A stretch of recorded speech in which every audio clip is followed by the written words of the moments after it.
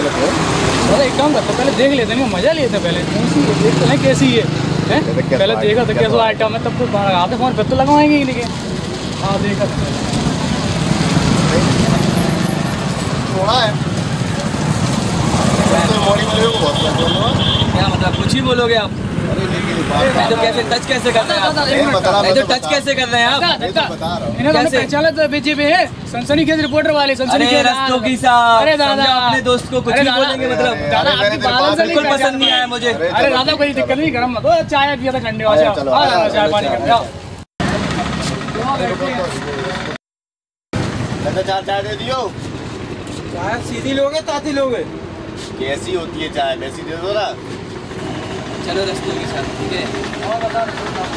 नहीं चल रहा है यार, तुम्हारे दोस्त ने दिमाग खराब कर दिया। सुबह सुबह में इंटरव्यू ले रहा था। अरे नहीं भैया तुम्हारे बाल बड़े अच्छे लग रहे हैं। टच मत करो बालों को, मैं बोल चुका हूँ एक बार पहले।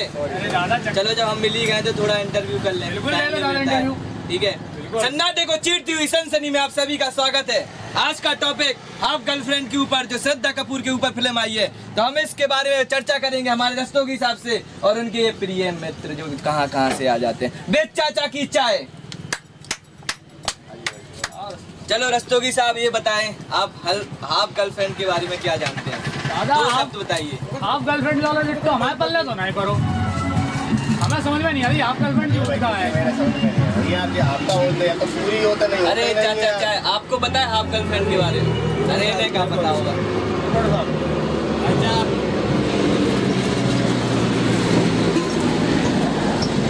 पता नहीं, हाफ गर्लफ्रेंड तो बहुत उल्टा पड़ रहा है, समझ में नहीं आ रही। या तो गर्लफ्रेंड पूरी होते हैं या फिर दोस्त होते हैं, गर्लफ्रेंड कोई होते ही नहीं फिर तो।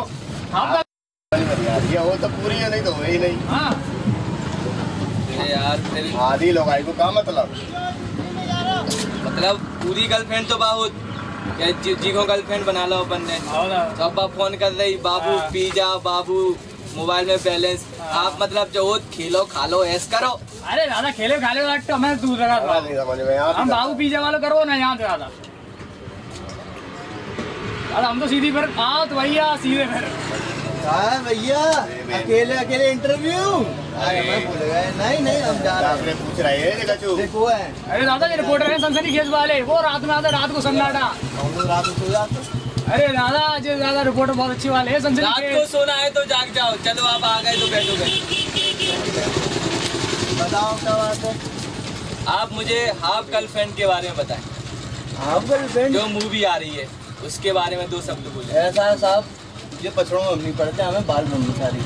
कछु और पूछना हो तो पूछ लो। बाल ब्रह्मचारी होकर रास्ते ही खा रहा हो डालने भाई हमने। देखो दादा ये बात सही है।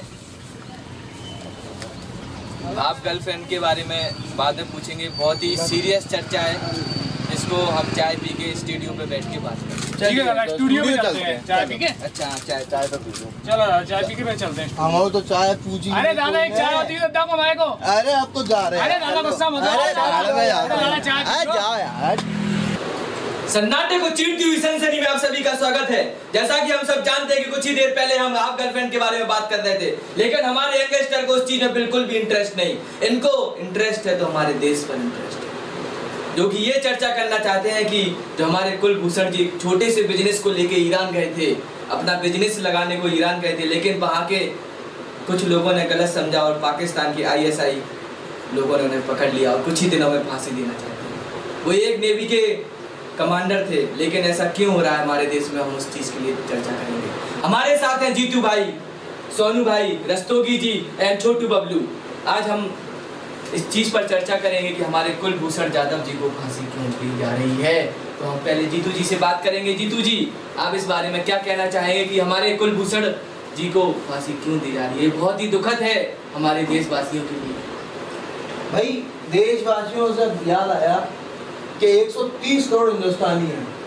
अगर इनको छूट दी जाए ना तो आग तक लगा सकते हैं, आग मुंह में बहा देंगे पाकिस्तान को, पर हमारी सरकार छूट नहीं देगी। देखो जीतू जी, सरकार का ऐसा है कि हमें सब कुछ देख के चलना पड़ता है, हमें अपने पड़ोसी देश भी देख के चलने पड़ते हैं। ऐसा नहीं है कि यहाँ से हमने मुँह दिया और वहाँ वो पाकिस्तान बह गया। ठीक है, हम अपनी पूरी कोशिशें कर रहे हैं यादव जी को लाने की वापस, ठीक है। अरे तो कोशिशें पूरी नहीं हो पा रही ना आपकी। अरे ऐसे कैसे नहीं होगी, कोशिशें पूरी होंगी। अरे घंटा कोशिश कर रहे हैं आप, कोई कोशिश नहीं हो रही। अच्छा तो आप क्या बताना चाहते हैं जनता को? जनता को छूट देने के बाद क्या बताना चाहते हैं?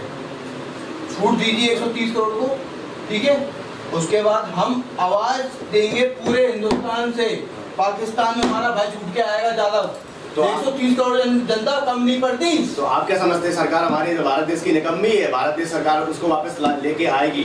अभी तक तो छुड़ा नहीं पाई आपकी सरकार। अरे तो जब हमारे पास उसके लिए अच्छा भाई सर आप ही बताइए, अभी तक हमें ये तक नहीं पता है, सरकार ने हमें तक ये नहीं बताया आज तक कि वो मर गया कि जिंदा है।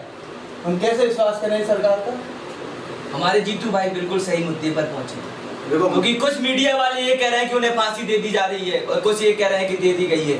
देखो तो आप उस बारे में क्या बोलेंगे? इस बात को लेकर अभी कंफ्यूजन बना है, ठीक है। ना ही पाकिस्तान की तरफ से कोई भी खबर आई है जिससे ये क्लियर हो पाए कि उनको फांसी दे दी गई है या नहीं दी गई है, और जो उनका फांसी का दिन है वो पाकिस्तान ने डिक्लेयर किया है, ठीक है। अगर उन्होंने फांसी उनको पहले से दे दी गई है तो हम उनसे सबूत मांग रहे हैं, जो कि वो नहीं दे पा रहे हैं। आप यहाँ सबूत मांगते रहेंगे और वो फांसी दे देंगे? नहीं तो हमें अपने कार्य तो करने पड़ेंगे ना। अरे ऐसे कार्यों से कोई फायदा नहीं होता। मैं कहता हूँ हिंदुस्तान सरकार और पाकिस्तानी सरकार से कि आज एक कुलभूषण को फांसी दोगे ना, कितनों को फांसी दोगे? 130 करोड़ हिंदुस्तानी है, हर एक इंसान के अंदर कुलभूषण लगेगा।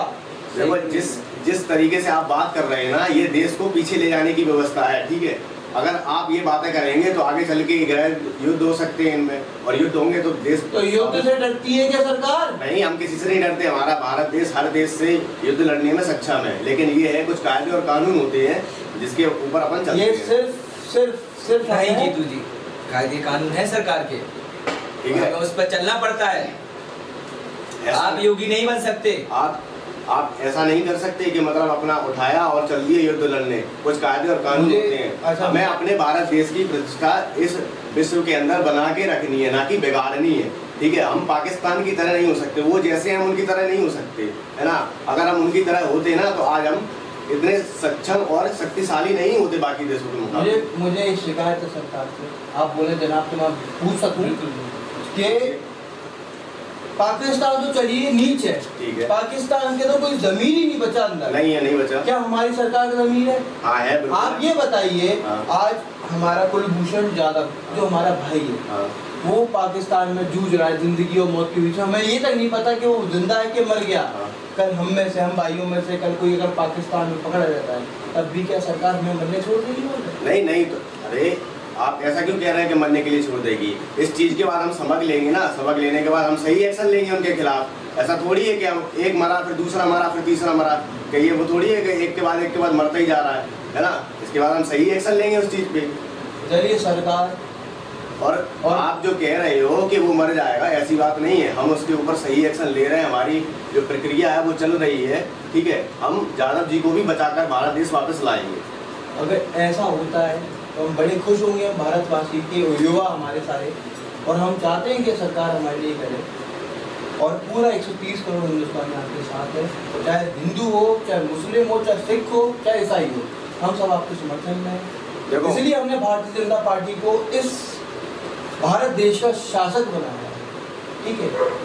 बाकी हम आपके साथ में, ठीक है। चलो, तो जैसे आप देख रहे हैं कि हमारे जीतू भाई जो कि एक यंगस्टर है और एक सच्चे भारतीय हैं, और हमारे दूसरी साइड सरकार के एक प्रवक्ता बैठे हुए हैं, तो हम सबको पता है सरकार काम कर रही है, और हम सब ये होप करेंगे, प्रार्थना करेंगे कि हमारे कुलभूषण जी बच जाएं और उन्हें एक लंबी आयु मिले।